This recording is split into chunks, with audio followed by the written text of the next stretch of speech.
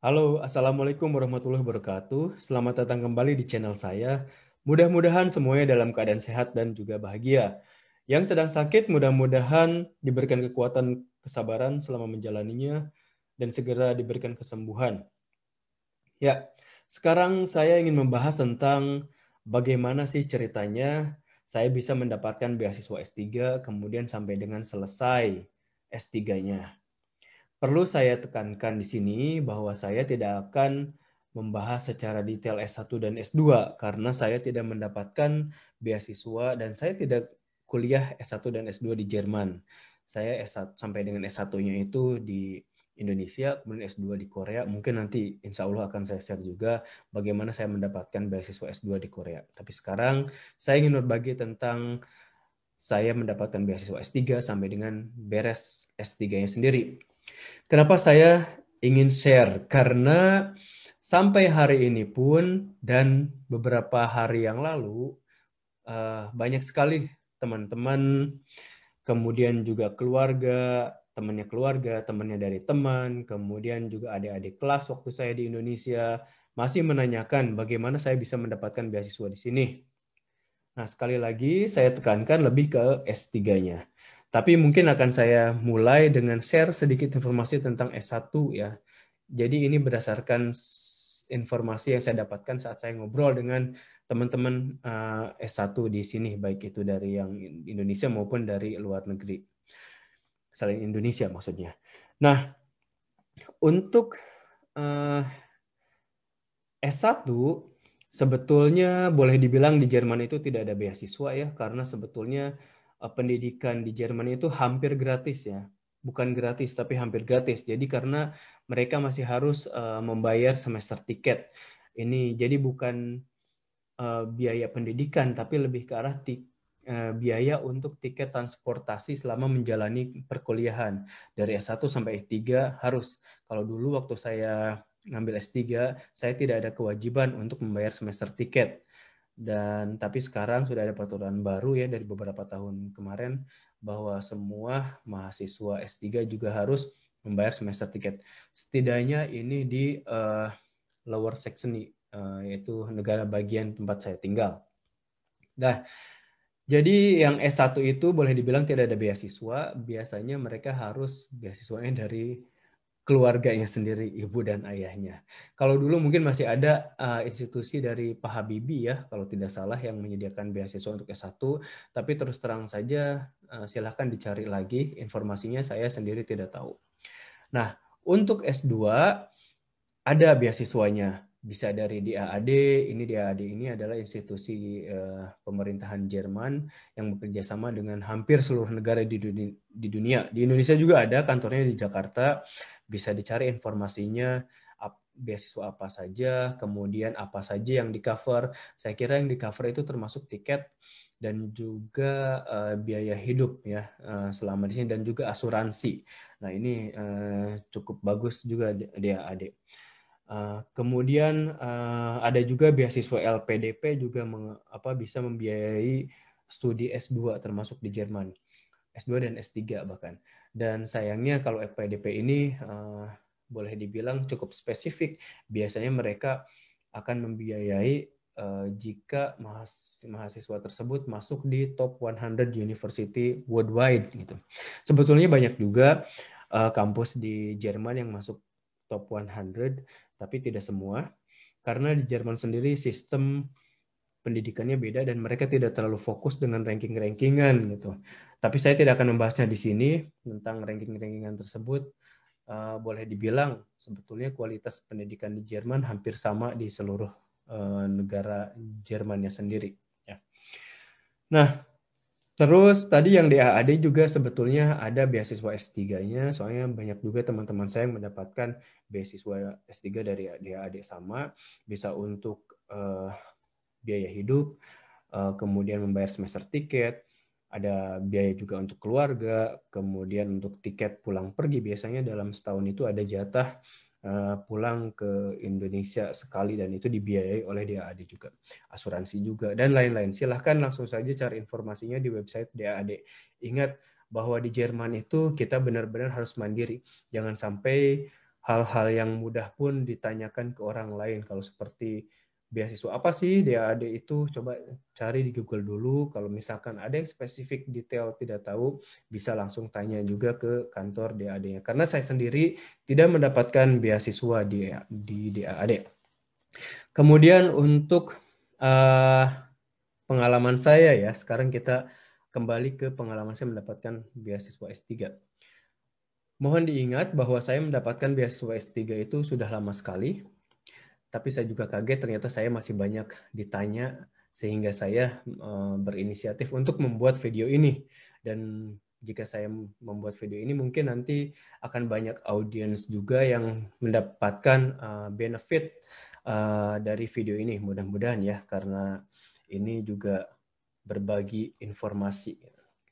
Dan biasanya sebetulnya saya membalasnya lewat WhatsApp, kalau nggak email gitu. Tapi karena saya sekarang sudah mempunyai YouTube channel, saya berinisiatif untuk berbagi melalui YouTube ini. Nah, kita mulai saja. Saya mendapatkan informasi beasiswa yang saya dapatkan dari mana. Jadi di Jerman sendiri sebetulnya S3 itu lebih ke arah melakukan penelitian. Boleh dibilang bekerja ya, bekerjanya tapi meneliti gitu.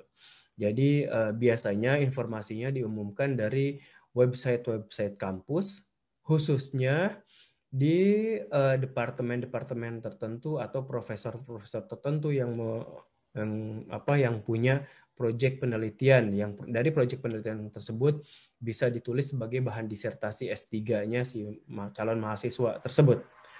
Nah, kemudian juga bisa jadi diumumkan di situs lowongan kerja seperti jobvector.de. Di jobvector.de ini bukan hanya kampus-kampus yang membuka lowongan, tapi juga ada perusahaan dan juga ada kampus-kampus dari negara lain seperti Austria dan Swiss biasanya, karena mereka juga berbahasa Jerman ya. Kalau Austria dan Swiss ada bagian tertentu yang berbahasa Jerman, sehingga mereka juga mengumumkannya di jobvector.de. Saya juga dulu sering sekali menggunakan jobvector.de ini untuk mencari posisi PhD atau S3 di Jerman. Nah, tapi lebih sering diresponnya itu sangat cepat biasanya yang di kampus-kampus. Gitu. Kita harus rajin-rajin mengunjungi kampus-kampus dan cari proyek-proyek apa yang sedang available untuk PhD student. Tapi ada hal yang harus saya ingatkan dan tekankan, kalau bisa riset proyeknya itu yang benar-benar sesuai minat kita. Karena perjalanan selama S3 itu cukup lama. Jika tidak sesuai dengan minat kita, maka biasanya motivasi akan menurun mungkin di tengah jalan dan akhirnya tidak selesai. Dan jika bisa juga cari profesor yang baik dan akan lebih baik juga jika bisa mengkontak mahasiswa yang juga sedang dibimbing profesor tersebut dan menanyakan langsung bagaimana kondisi bekerja sebagai PhD student di laboratoriumnya, seperti itu. Nah, itu tadi cara mencari informasi untuk mendapatkan beasiswanya.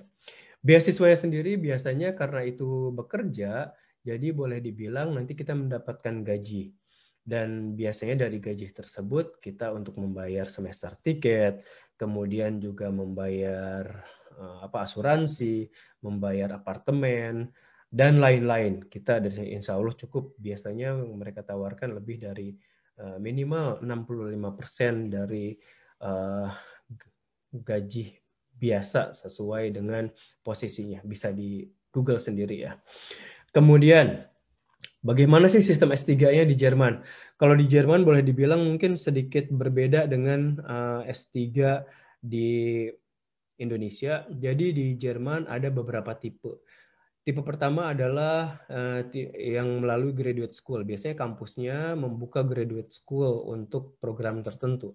Kalau di tempat saya bekerja, ada Hannover Medical School atau MHH di sini ya. Dia ada Biomedical Research School. Ini terdiri dari beberapa bagian gitu. Nah, biasanya dengan tergabung di graduate school. Jadi kita tetap melakukan project bersama profesor-profesor yang ada di graduate school tersebut, tapi harus mengambil mata kuliah yang mereka tawarkan, ya. Dan itu merupakan salah satu syarat wajib sebelum kita sidang, karena kita harus mengambil kredit point dari situ, dari kuliah atau seminar gitu. Nah, kemudian juga ada hal lainnya di graduate school biasanya lebih strict gitu ya.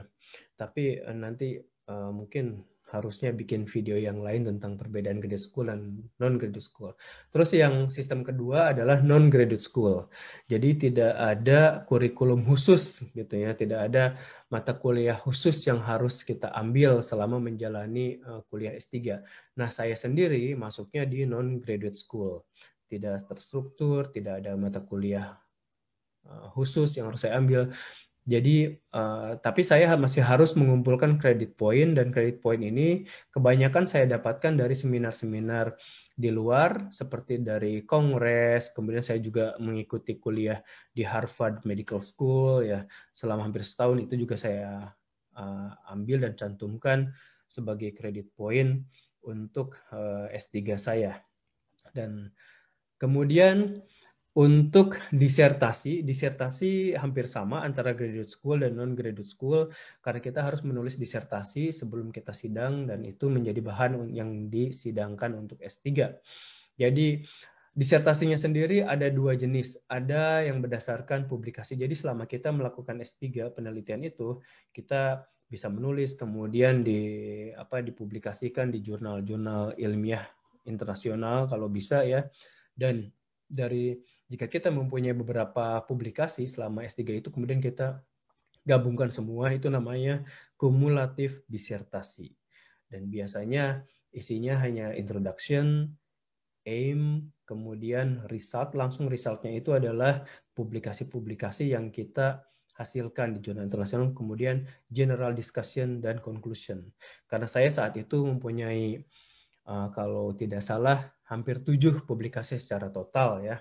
Tapi yang saya masukkan sebagai disertasi hanya 3 saat itu. Dan alhamdulillah bisa lulus juga dengan kumulatif dissertation. Kemudian jika tidak mempunyai publikasi, biasanya si mahasiswa S3 ini harus menulis monograf, biasanya lebih tebal gitu, disertasinya. Dan di akhirnya mereka juga tetap harus melakukan sidang. Dan sidangnya sama antara graduate school dan non-graduate school, yaitu sidang terbuka. Jadi siapa saja boleh datang dan juga bertanya, bukan hanya pengujinya. Waktu itu kalau saya ada 3 penguji ya, tapi karena terbuka, jadi ada profesor lain dan orang lain juga yang bertanya ke saya tentang materi yang saya teliti. Dan setelah sidang, kemudian barulah kita mendapatkan sertifikat atau ijazah kelulusan. Nah, sebetulnya secara prinsip begitu cara mendapatkan beasiswa S3 terutama, dan sampai dengan sidang mendapatkan ijazah S3. Dan sekali lagi saya tekankan bahwa saya mendapatkan beasiswa ini sudah bertahun-tahun yang lalu, dan juga sidang S3-nya juga beberapa tahun yang lalu. Jadi mungkin ada yang kurang akurat lagi. Jadi mohon nanti dicari dan dibandingkan dengan mahasiswa-mahasiswa mungkin yang sekarang masih menjalani S3-nya. Nanti bisa dibandingkan. Tapi sejauh pengetahuan saya, saat saya ngobrol dengan mahasiswa S3 lain, teman-teman di sini, peraturannya hampir sama sebetulnya ya, masih sama. Setidaknya yang di kampus saya, mungkin di kampus lain bisa berbeda. Jadi yang berbeda itu seperti saya bilang tadi, saya waktu itu tidak diwajibkan untuk membayar semester tiket. Jadi saya biasanya beli tiket sendiri. Sedangkan yang sekarang diwajibkan membayar semester tiket. Nah, segitu saja dari saya share hari ini. Mudah-mudahan bermanfaat. Jika ada pertanyaan, silakan tulis di kolom komentar. Insya Allah saya jawab jika saya tahu jawabannya. Mudah-mudahan bermanfaat. Assalamualaikum warahmatullahi wabarakatuh.